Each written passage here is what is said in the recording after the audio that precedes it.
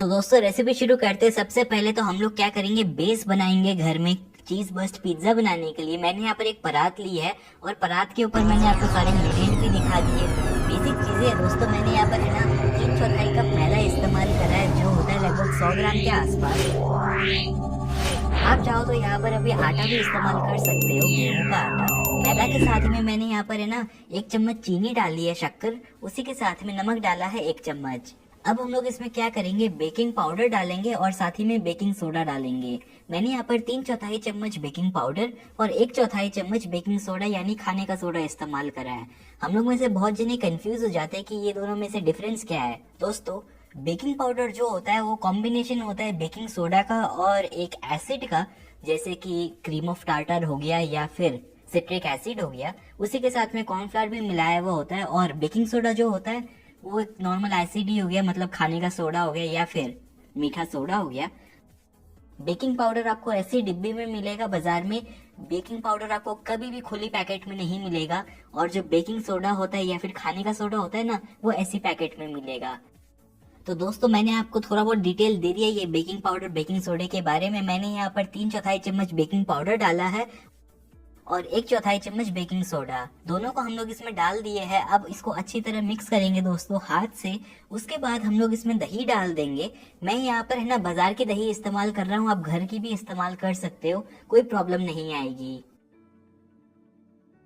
अगर आपके पास घर में खट्टी दही है या फिर पुरानी दही है तो और अच्छा रिजल्ट आएगा दोस्तों। तो आपको ये जो आटा है ना एकदम नरम लगाना है दही डालकर। जैसे जैसे आप आटा लगाओगे ना, आप देखोगे कि ये जो आटा है ना बहुत ही हल्का बनेगा और एकदम फ्लफी बनेगा। कैमरे में दिखने में समझने में मुश्किल आ रही है, लेकिन जब आप बनाओगे ना तो ऐसा लगेगा कि बुलबुले निकल रहे हैं इसमें से। इंस्टेंट ईस्ट का काम हो रहा है दोस्तों यहाँ पर। अभी ये जो आटा है मैंने लगा तो लिया है, लेकिन ये हल्का सा सख्त है, थोड़ा सा टाइट है। तो अभी हम लोग इसमें क्या करेंगे, और दही डालेंगे। मैंने यहाँ पर 1 चम्मच दही और डाली है। इसी के साथ में मैं यहाँ पर है ना 2 चम्मच तेल डाल रहा हूँ। तेल डालना जरूरी है दोस्तों, इससे जो पिज्जा है वो ज्यादा नरम बनेगा। अब ये जो आटा है दोस्तों, इसको आपको अच्छी तरह पटक पटक कर है ना नीड करना है। मतलब आपको इसको 4 से 5 मिनट तक कंटिन्यू ऐसे मिक्स कर कर कर इसको नरम करना है। आप चाहो तो इसको ऐसे जोर जोर से पटक सकते हो या फिर हाथ के अपने उंगली से इसको दबा दबा कर नीड कर सकते हो। आप देख सकते हो मैंने ये जो आटा है ये तैयार कर लिया है। अब इसको कोई रेस्ट वेस्ट नहीं देना है, ये जितना मार खाया खा चुका है। फटाफट अभी हम लोग क्या करेंगे, पिज्जा बनाएंगे। उसके लिए मैंने इसके 3 हिस्से कर लिए, आप देख सकते हो उंगली से 3 इंडेंट बना लिए। अब 2 हिस्से जो है वो एक तरफ रखेंगे और एक हिस्सा जो है उसको अलग कर लेंगे। ये क्यों किया हम लोग ने, अगर ये नहीं करेंगे तो आपकी जो चीज होती है ना अंदर वाली वो बाहर निकल जाएगी। बेसिकली ये जो एक हिस्सा हम लोग ने किया है और 2 हिस्सा जो किया है ना, मतलब 1/3 जो हिस्सा है, इसको हम लोग पतला बेल कर सेकेंगे तवे पर। इसकी जगह आप पहले से बनी हुई रोटी भी इस्तेमाल कर सकते हो। तो मैंने यहाँ पर क्या किया है, ये जो आटा है ना इसको चिकना कर लिया है 1/3 वाला हिस्सा को। अब हम लोग इसको बेलेंगे। सूखा मैदा छिड़क छिड़क कर आप इसको बेल लीजिए दोस्तों। मैंने यहाँ पर चकला में बेलन के साथ इसको पतला बेल लिया है। इसकी साइज जो है ना वो आपकी प्लेट की साइज की होनी चाहिए। मैं आज 9 इंच का पिज्जा बना रहा हूँ दोस्तों। मतलब ये जो आप स्प्रिंग फॉर्म केक टिन देख रहे हो ना, ये 9 इंच की है।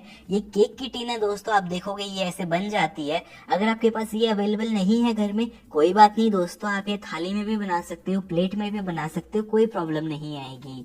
अगर आपने मेरा पुराना कढ़ाई पिज्जा का वीडियो देखा था तो मैंने उसमें भी प्लेट में बनाया था।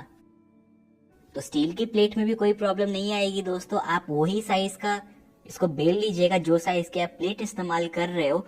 उसके बाद आपको क्या करना है, आपकी जो प्लेट है ना उसको तैयार करना पड़ेगा बटर के साथ, लेकिन वो सब प्रोसेस बाद में करेंगे। अभी आप देख सकते हो कि ये जो है हम लोग का बेला हुआ आटा, इसको मैंने बहुत पतला बेला है, तो ये तैयार है। अब हम लोग क्या करेंगे, एक तवा गरम कर लेंगे और फिर इसको हल्का सा सेक लेंगे। उससे पहले एक छोटी सी टिप देता हूँ दोस्तों, बहुत बार हम लोग की जो रोटी है ना वो चिपक जाती है ना तवे पर। अब ये अगर चिपक गया तो मुश्किल हो जाएगी। तो मैंने शुरू में इसमें हल्का सा सूखा मैदा डाल दिया है। अब इसको एक बार कपड़े से पोंछ देता हूँ और फिर हम लोग इसमें अपना पतला बेला हुआ पिज्जा का आटा सेक लेंगे। ज्यादा नहीं सेकना है दोस्तों, आपको लो फ्लेम पर इसको सेकना है जब तक इसमें बुलबुले ना निकल जाए। उसके बाद आप इसको पलट दीजिएगा। हाई फ्लेम पर मत सेकिएगा इसको, हम लोग को इसमें जो नमी है वो बचा कर रखनी है। तो लो फ्लेम पर हल्का सा सेक लीजिए। ऐसा होना चाहिए कि ये जो आटा है ना बाद में भी ऐसे मतलब सॉफ्ट रहे और आप इसको फोल्ड कर सके, तो उतना ही नरम रखना है इसको। मैंने इसमें ज्यादा गोल्डन स्पॉट भी नहीं निकाले हैं। तो ये सिक कर तैयार है, अब मैं इसको निकाल लेता हूँ। अब जो प्रोसेस है वो दूसरा प्रोसेस स्टार्ट कर लेते हैं, जो है कढ़ाई को गर्म करने का। मैंने यहाँ पर एक बड़ी सारी कढ़ाई इस्तेमाल करी है। आप कोई भी बड़ा सारा बर्तन इस्तेमाल कर सकते हो जिसमें आप एक ढक्कन लगा सको। ये बड़ी सारी जो कढ़ाई है आप देख सकते हो, इसमें मैं नमक डाल दूंगा। आप चौंके मत, ये जो नमक है मैंने इसको है ना लगभग 20 बार के आसपास इस्तेमाल किया है अभी। उसकी वजह से ये थोड़ा सा लाल और काला लग रहा है, मतलब मैंने इसको 20 बार बेकिंग करने में इस्तेमाल किया है ऐसे ही। तो मैं अभी क्या कर रहा हूँ, इसको कढ़ाई में डाल देता हूँ और फिर इसको हल्का सा फैला दूंगा। ये लगभग है ना 1/2 किलो नमक था। इसके ऊपर अब हम लोग क्या करेंगे दोस्तों, एक सेपरेटर लगाएंगे हाइट बढ़ाने के लिए। मैंने गैस हाई फ्लेम पर ऑन कर दी है। प्रॉब्लम क्या है कि अगर आप ये जो प्लेट है डायरेक्ट रख दोगे ना नमक के ऊपर, तो एक तो नीचे से आपका पिज्जा जल जाएगा और दूसरी बात क्या होगी, ये जो नमक है ना ये आपके पिज्जा के ऊपर आ जाएगा तो खराब हो जाएगा दोस्तों। तो उसके लिए आप क्या कर सकते हो, एक बड़ा सारा प्याला इसके ऊपर रख सकते हो, मतलब स्टील का बोल रख सकते हो। कोई भी मेटल की आइटम आप रख सकते हो जिससे है ना कम से कम 2 से 3 इंच हाइट बढ़ जाए नमक के ऊपर, और साथ ही में हीट जो है वो फैल फैल कर ऊपर आए। आप छोटी सी कटोरी भी इस्तेमाल कर सकते हो, या फिर आपके पास अगर कोई ऐसा रिंग कटर हो, ये कुकी काटने में काम आता है, बिस्किट काटने में काम आता है। मेरे पास ये पड़ा है तो मैं यही इस्तेमाल कर रहा हूँ, क्योंकि मैं बहुत टाइम से यही इस्तेमाल कर रहा हूँ तो एक ही चीज को खराब कर रहा हूँ। अब हम लोग फटाफट क्या करेंगे, इसमें ढक्कन लगा देंगे और फिर इसको हाई फ्लेम पर गर्म होने देंगे जब तक हम लोग पिज्जा ना बना ले। उसमें भी 5-7 मिनट तो लगी जाएगी। तो मैंने यहाँ पर एक चकला लिया है। चकले के ऊपर आप है ना मकई का आटा स्प्रिंकल कर सकते हो। मकई का आटा है ये दोस्तों, इसको कॉर्नफ्लावर नहीं बोलते हैं, मेज फ्लावर बोलते हैं। मतलब जो हम लोग मक्की की रोटी बनाने में इस्तेमाल करते हैं ना वो आटा है। इसकी जगह आप शुरू में सूखा मैदा भी इस्तेमाल कर सकते हो। तो लीजिए मैंने सूखा मैदा डालकर इसको बेलना स्टार्ट कर दिया है अपने हाथों से। ये जो आटा है ना 2/3 वाला हिस्सा, इसको हम लोग पहले हल्का सा फैला लेंगे।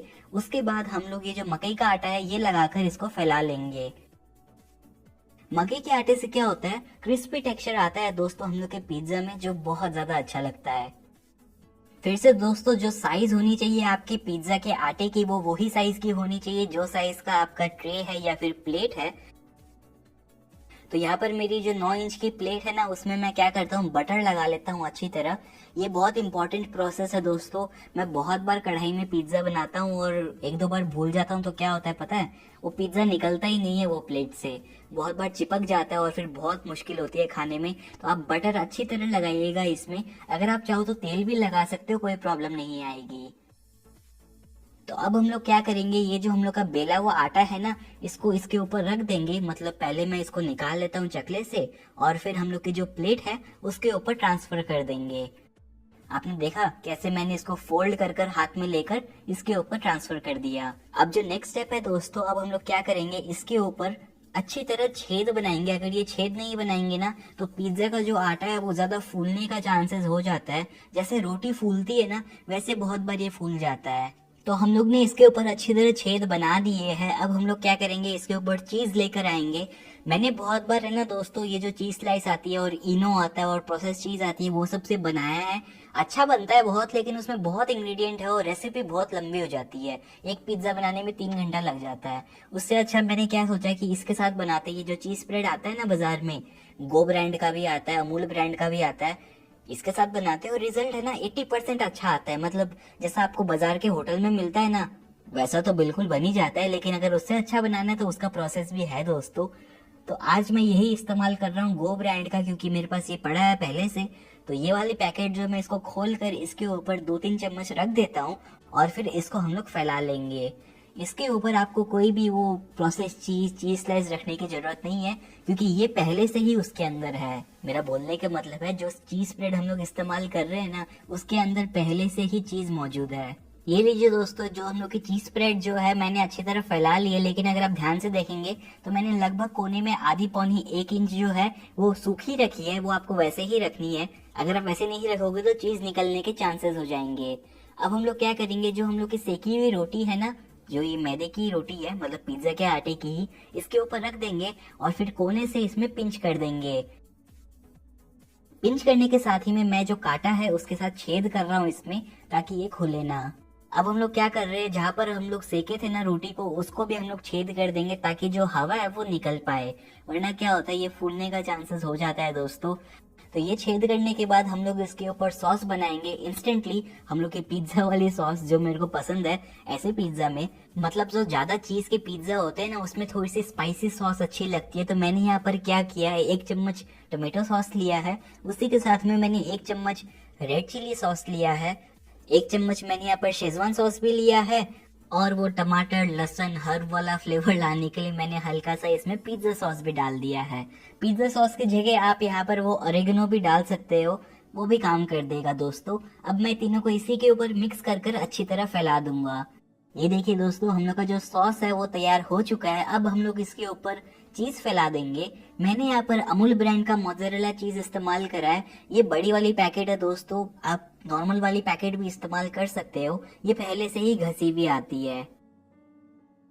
हम लोग यहाँ पर अभी चीज बस्ट पिज्जा बना रहे हैं, तो अंदर तो हम लोग ने चीज खुलकर लगा दी, ऊपर भी खुलकर डालेंगे दोस्तों। अगर आप चाहो तो कम भी लगा सकते हो। मोज़रेला चीज के साथ साथ मैं यहाँ पर चेडर चीज भी डाल रहा हूँ। अगर आप एक चीज इस्तेमाल करना चाहो तो मैं आपको रेकमेंड करूंगा कि आप ये ब्रिटानिया की चीज़ा इस्तेमाल करो, क्योंकि इसमें पहले से ही दोनों चीज मिक्स है।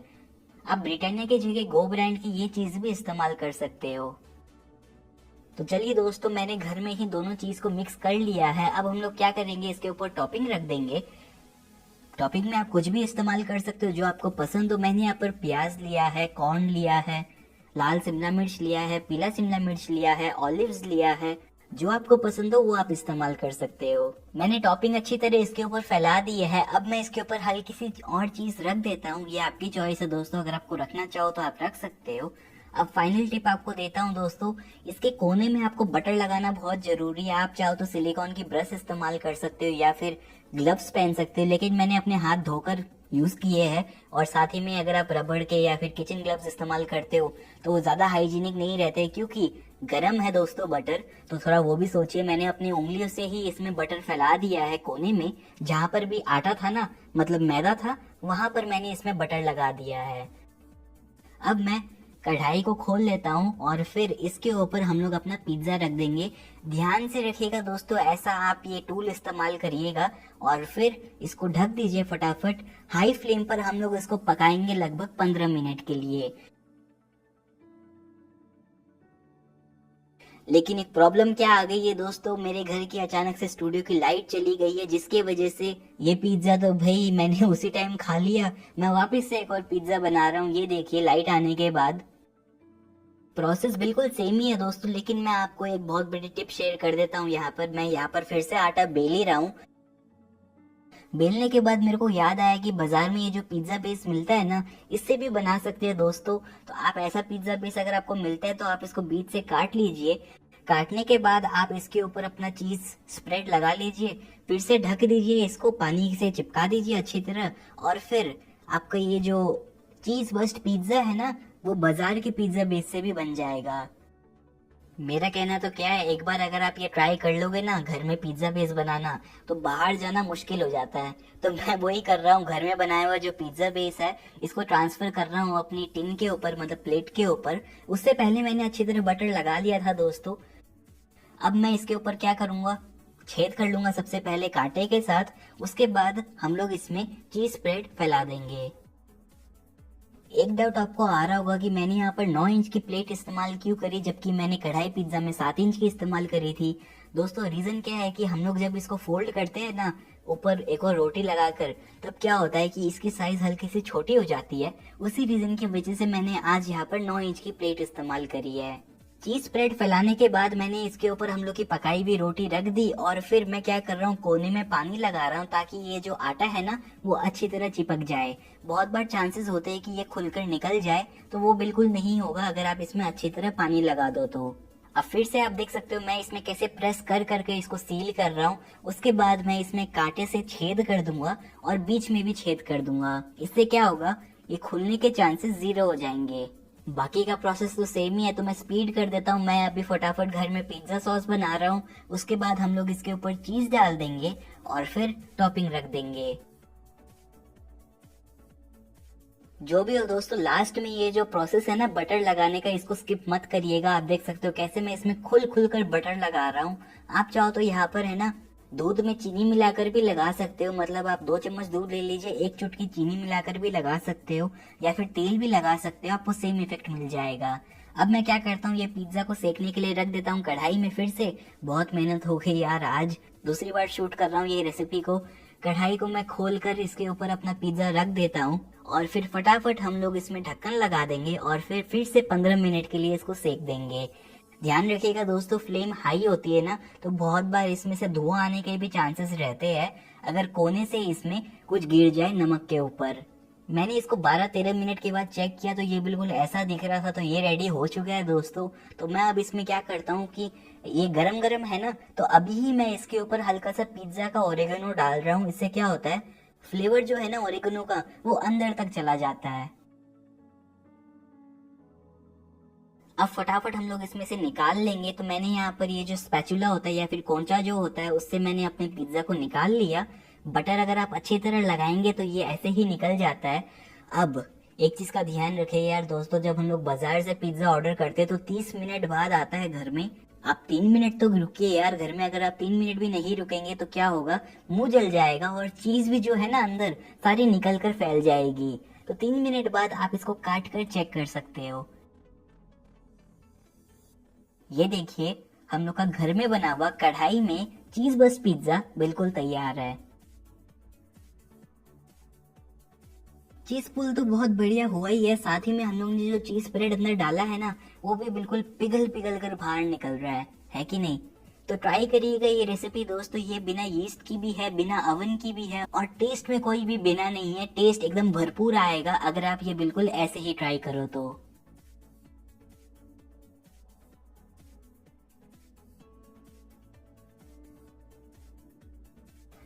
जरूर ट्राई करिएगा ये रेसिपी दोस्तों। हम सभी को पिज्जा बहुत पसंद होता है, लेकिन जब भी बाहर जाते हैं तो बहुत मजा आता है। घर में पैकेट लेकर आते हैं तो सोचते हैं कि इसमें पहले सॉस के ऊपर